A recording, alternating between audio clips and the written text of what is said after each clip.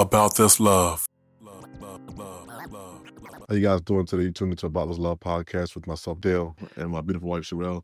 Say what's up to the peoples. What's up, people? On today's episode, we were going to continue the conversation, intentional dating leading to marriage. One of the things that we really wanted to focus on today is that in the past, we've actually known people who have kind of almost missed the person that God sent them because of their own preference. Earlier, my wife made a comment where you still have to be attracted to the person. Well, yeah, I would definitely agree. But sometimes a lot of our preferences, like sometimes whenever me and my wife having a conversation and she'll say something to me, sometimes I'll ask a question. I'm like, well, who created that as a rule? And really what I'm asking is, what in your mind, who deemed that to be a rule? It's like, well, just like whatever it is, like, well, I like a woman that's 5'5", he say 5'5", thick in the thighs. You'd be like, okay, but it's like, okay, like earlier we were all chuckling, but I was like, I'm from the South, and it's normal for me to see interracial couples, and it's normal everywhere. I was having a conversation with some folks that are from up north, and they're like, yeah, that's that down south ish. And I'm like, huh? They was like, man, ain't nobody bringing home nobody that can't use my comb. And I'm like, and when they said it, I was like, what? But I think that the point they were making is the point, why I brought that up is to say that if God brought them their soulmate who wasn't their exact color, then you would miss the mark. And I think sometimes we can become so dogmatic that unfortunately, that's what happens. The Lord may present something to me, but it's not it's not what I want or the way I want it, so I reject it, and I think that oftentimes that's kind of just what people do. Earlier tonight, we were having a conversation, and one of the conversations that we had was that the Bible verse that says God is not a respecter of persons. And one of the things that about my spiritual father was saying is that oftentimes we think we dictate to God like what goes on. Like he was like, we'll tell God, well, God, I work Monday through Friday, so I'm available on weekends. So you just make sure it's from 8 to 5. You're like, wait a minute, like I'm God, but that's just how arrogant sometimes we can be or prideful. So it's like the creator of the universe has presented me with a gift of a soulmate, and my response is, I don't date the blank race or this race or that race. I don't date that joint. And it's like we'll miss what the Lord has presented to us because of a dogmatic mentality. And I think that I just want to remind people to be open. Like on a few episodes back, we actually spoke about we knew somebody who was presented with a gentleman, nice guy, but I guess the individual wasn't what she liked in a man. And to this day, it's like 10 years ago. It's like to this day, the person's still unmarried. It's like, that's just a perfect example. It's like a person may not be what you are used to or what you may deem likable. And when I say likable, I don't mean like attractive, because my wife, she said when she met me, she thought I was a clown. So it's like, that's what I mean. Like, just in that initial reaction, you might be, this cat's whack. This man is weird. It's like, that's just a initial interaction. And some people have told me that, like, man, when I first met you, I thought you was whack. And I'm like, what?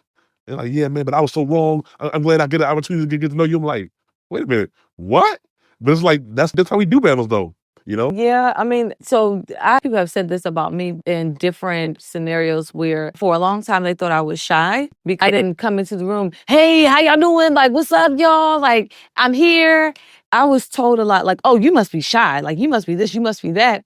And all I could think was like, no, I'm sitting here like observing y'all. Just chilling. But I never realized that I did that. I just naturally did it. So I'm sitting here just being myself, naturally doing things because, like, I'm new on the job. I'm, trying to see how people will react and how it'll affect me. And they're just, probably doing the same thing, but they're like more like outspoken about it. And then once they got to know me, it was like, oh yeah, you're not what I thought you were at all. Like, you're not. And I'm just like, okay, yeah, well, good for you. I mean, I'm glad you found out. I knew who I was, but I'm glad you found out. And so, I think it kind of goes back to what we believe, like what we're worth. And if we truly know that we're worth like God's best, because then if we're praying for the will of the Lord for our marriages, then, are we like checking in like, okay, Lord, is this it? And being honest, some years ago, I was probably in middle school at this time. I was attending this one church where this youth pastor actually said to us as a group, and I remember it because I thought it was kind of odd. He said that he was specific. He was like, yeah, get real specific in your prayer about what you want your spouse to look like if you want to be married. And I mean, he was in an interracial marriage. And so he was like, yeah, I was real specific down to the hair type and everything. And I just kind of was like, okay, interesting. All right. Well, and that always kind of stayed in the back of my mind. So then fast forward to, in the previous episode, we were talking about our season of being in waiting, preparing for our spouses, preparing for one another. Back then, there was this trend where you write down like everything. I heard like the different ones I was listening to, they said that they had wrote down a list of everything they, wanted the Lord to bless them with in their husbands or in their wives. And I remember doing a list like that. I remember like, okay, and mine was pretty general. Like, I want him to be like a teacher and not, Have two eyes, have two feet. no, not that general, not that vague. A little bit more detailed than that. It was more like internal stuff. Like I said things like, well, I want him to be a teacher. I have a heart of a teacher and a heart of a father because I had a child. I was a single mom at the time. And not to be a teacher, but like be willing to teach, like, be open to like showing, I don't know, my child and myself, like different things that are important to like getting through life basically. And so I remember, I think I sat on that, like that little list for about a day. And then I was like, Lord, I'm sitting here praying your will and I'm writing a list. I ripped it up and I threw it in the trash because then I was sitting there thinking to myself, if the Lord brought someone to me today, will I run back to this list and be like, nope, nope, nope, nope, nope? Like, would I be like trying to check off the list of things? Because I mean, it kind of goes back to when we ask somebody what they bring to the table. Like, you honestly don't know what will come out of your spouse, like good, bad, or indifferent. You don't know what the Lord had put in them or deposited in them that is specifically for you that you wouldn't even think to put on a checklist or even thought that it was necessary, Yeah. And I think you discount the Lord and the Lord's will for your life and your spouse. Like, we don't truly believe that the Lord loves us. Like I've heard men say things foolish, like only a weak man needs a woman to help him in his affairs. And I'm like, well, a wife. There's something God puts inside of a wife that unlocks in a man that can unlock his full potential. And when I say that, I'm not talking about business or financial success. I'm just talking about in general. Vice versa, there's something that God puts in a husband that can unlock something inside of a woman that just can't come out. Like I remember years ago, you were saying how Rose had said to you, like this certain person, you would have had That's what I was thinking. Right. had a same life with somebody else that you have with this person because this person was, I don't know if you said meant for you, but No. they were specifically designed by God for you, Yeah. tailor made for you. So it's like, yes, you can throw any woman in a picture, but that doesn't mean that I would have had the same lifestyle that me and you have right now currently. And I think that sometimes we don't really consider that. And I think back to what I said the other day, a few episodes ago, I mentioned when Samuel went to anoint David. And like, it's funny because like sometimes we read the Bible and we like kind of like fantasize these things like a sci-fi movie or like Star Trek or something. It's like the Bible makes clear that even the prophet Samuel, when he saw David, was probably like, yo, who is this your boy God? This your boy? This guy right here? Oh, Because the Bible actually says that when Samuel saw one of David's brothers, he said, surely this is the king of Israel. And God said, no, I've rejected him. It was saying, for God doesn't judge off the things that men do. Men looks at the appearance, God judges the heart. And I feel like right. why would God put that in the Bible for? Like, because Samuel was a human being. He saw the guy, yo, this right here, this is God's boy right here. This gotta be God's boy. God said, nah, that's not my boy. And the dude turned around like, God, this your boy? This guy right here? And it's funny because like in some translations of the Bible, it's funny because we've talked about it, me and some of the guys in our Christian group, and it was like, David probably was funky because he was with sheep all day. He was handling sheep, and it was like he probably was funky, dirty, smelled like sheep poop. But it was like we laughed and it was like, yo, like these are the type of dudes that God will send to you, or women that God will send to you. God don't care about sending nobody built like Patrick Mahomes or built like a NBA basketball player. Nah, you know what Or I'm saying? Adonis, like And I'm not saying that to say that the person will be out of shape or overweight. I'm not saying that at all. But what I am saying is that, like, usually the people that God send isn't really like what we would have considered, if we're to be honest, you know. And I think about another story, but I don't think it really correlates. Is like, you know, just how even when Joseph, the father, the earthly father of Jesus, the Bible says that Joseph was going to look to divorce Mary in secret, because even he was like, yeah, I don't know, yo, this God talking, I don't know about all this stuff. Like, yeah, she prayed about the Lord, yeah, I'm that joint, you know, like whatever, you know what I'm saying. But after, so yeah, I like that. I like that the Bible shows us the humanity in people, you know what I'm saying. But we try to like elevate it like a Frodo in the Hobbit type joint. Like we try to like we try to like we put it in a position where we don't look at it as real people. No, she was pregnant by the Holy Spirit. You know, the dude was like, I don't care what you're saying. I ain't buying that joint. You know, yeah, when she had after she had a baby, I'm gonna divorce and be out. You know what I'm saying? But of course, I say that just to say that, you know, let us not, when looking for a wife or a husband, let us keep a clear and open mind, and be able, mhm, and really just be willing to receive whatever the Lord has presented before you, because we have seen people lose out on a potential spouse because of their preferences is stronger than what the gift that God wanted to give them. yeah. You know? You know, it was 2 things I was thinking about. The Bible actually mentions, like, how good-looking David was. Like, it says it in the Bible, like, David was a good-looking man. I was like, "Oh, okay." Like, he Yeah. was a but, you know, like you said, just seeing past, you know, they say beauty is in the eye of the beholder, and it's like, you even gotta see past, like you said, the sheep poo, you gotta see past all of that. And even if you were on the onset of like meeting someone who you felt like the Lord was bringing to you or opening your eyes to, you know, you still have to even see past that to be like, Lord, what in them are you trying to highlight? But then it's almost like it kind of goes back to, like you were saying in the beginning, who told you that that was like the standard? Because Yeah. something you were saying, which I feel like we kind of deal with, is that if I show up with this person, it seems very elementary, middle school kind of mentality, but we still have it because we see it online. I know that people still kind of operate that way. It's like, you know, you see two celebrities who have been married for years and, you know, they seem happy together, they're thriving, but then they go pose with like a younger, or I don't know, what we would consider a better looking or more matched in like features kind of looking spouse. And it's almost like people are going like, well, that's who they really should have been with. They look better together. And it's like, that's actually very, Surface level. it's surface.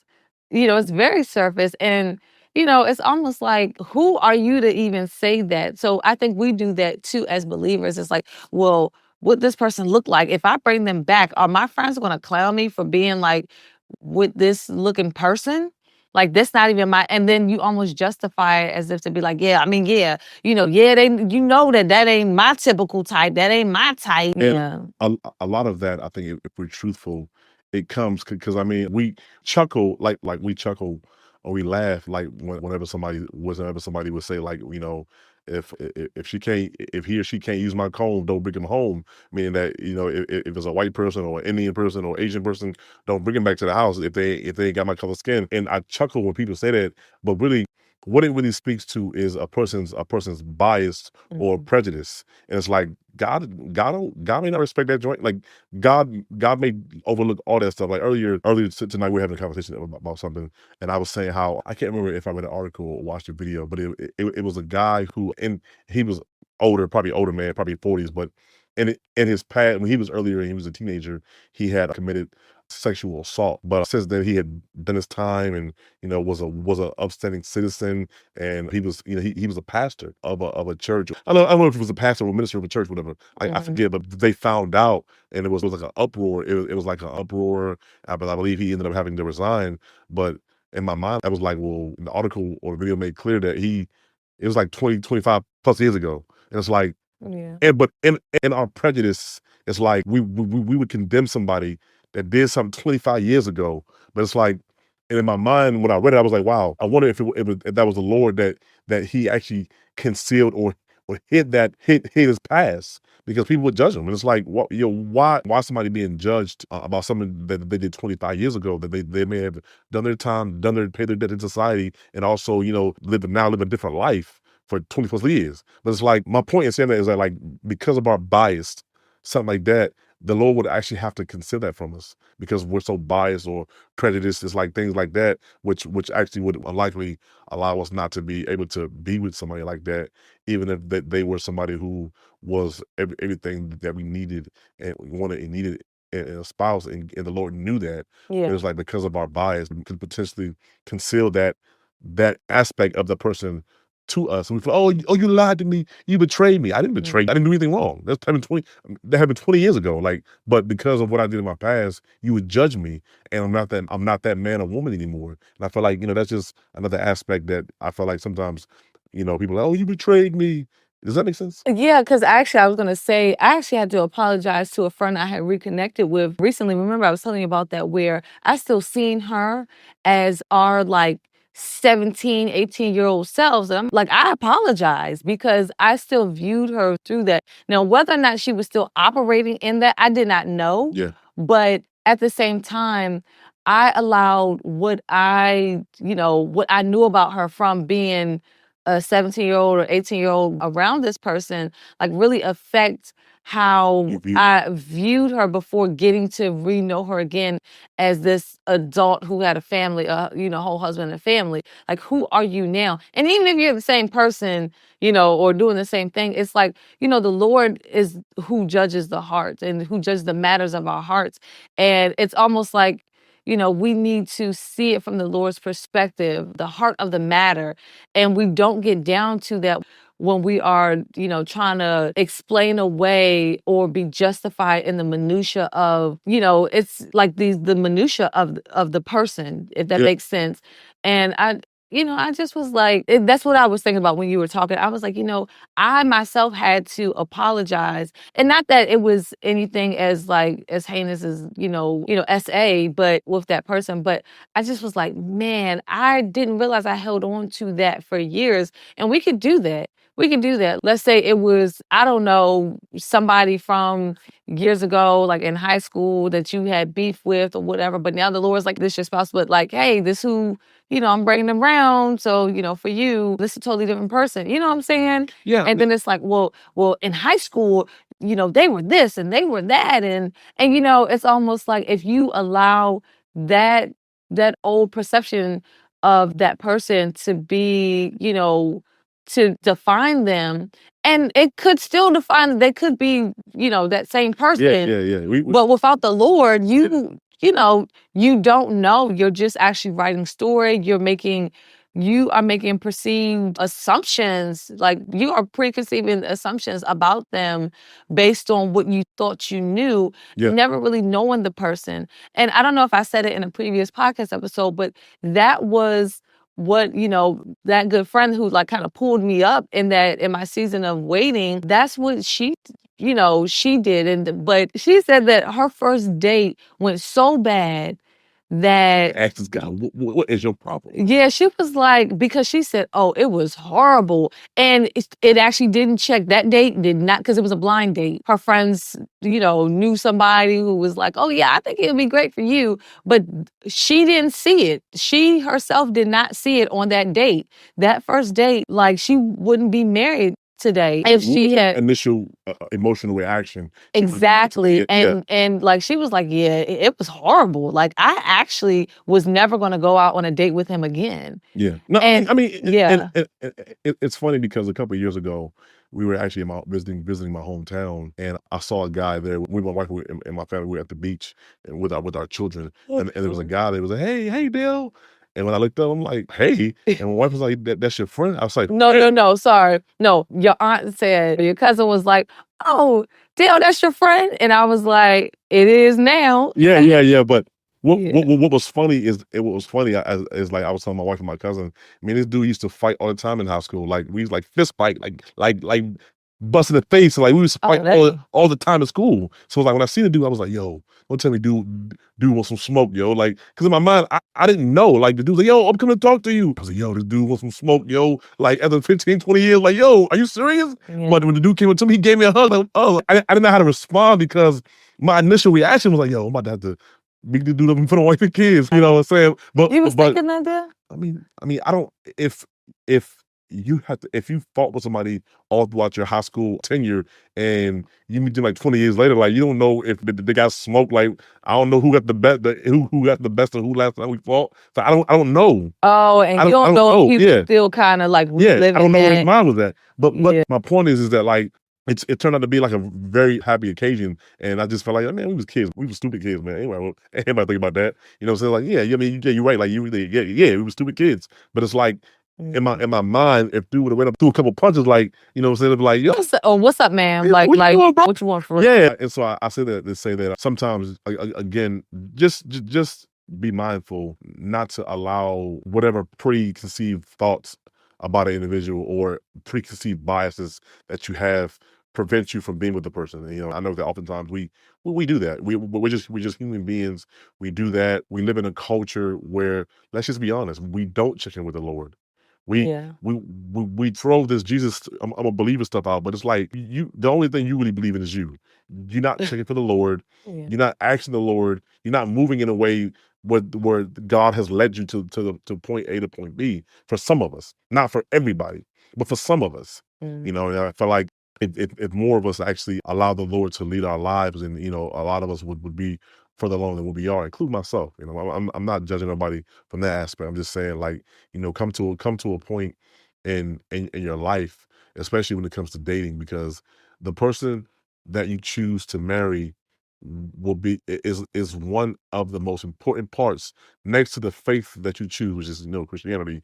The person Yeah. that you marry is going to play a very pivotal role in your life, and that's something that that you don't want to choose based off a preconceived notion, a prejudice, or any type of bias that you might have.